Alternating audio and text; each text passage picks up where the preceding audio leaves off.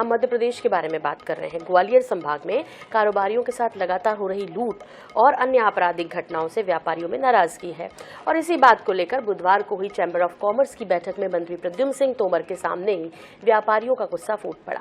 व्यापारी और चैंबर पदाधिकारियों का कहना है कि लगातार लूट की घटनाएं हो रही हैं। आए दिन गुंडे बदमाश व्यापारियों को धमकाते हैं। हम लोग डर के साए में व्यापार कर रहे हैं।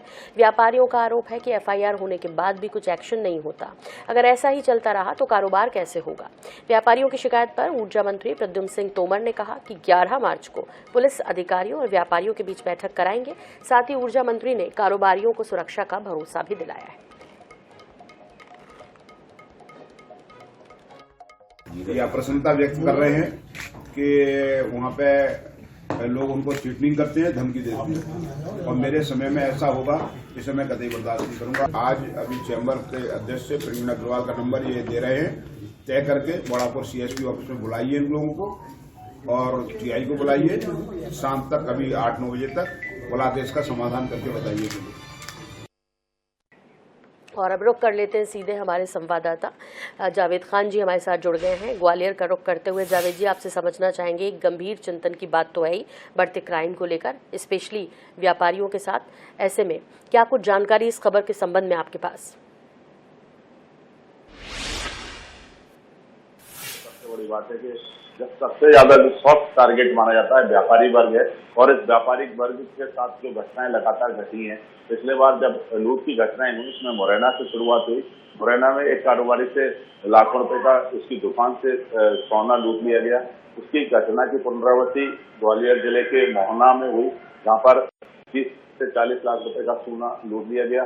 इसी तरह ग्वालियर में भी एक जो सराफा कारोबारी थे उनके साथ लूट की घटना हुई और ये लगातार एक के बाद एक जो व्यापारियों को धमकी मिल रही है और उनको फोन दी जा रही है, सीधे तौर पर धमकियां दी जा रही हैं। चाहे कारोबार की बात की जाए तो ग्वालियर चंबल संभाग के सभी जो प्रमुख बाजार हैं, व्यापारी इस समय डरे हुए हैं और इसी बात को लेकर वो लगातार धरना प्रदर्शन कर रहे हैं।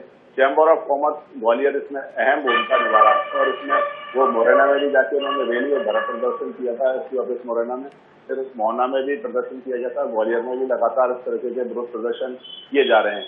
इन सब घटनाओं को लेकर क्योंकि एफआईआर तो हो जाती है लेकिन जो आरोपी हैं वो पकड़े नहीं जा रहे हैं। इसी बात को बैठने के लिए जो मध्य प्रदेश के ऊर्जा मंत्री हैं Pradyumn Singh Tomar chamber of commerce में पहुंचे थे और उन्होंने व्यापारियों के साथ एक चिंतन बैठक की थी कि आखिर इन घटनाओं से कैसे निपटा जाए और आखिर व्यापारियों को कैसे राहत मिले।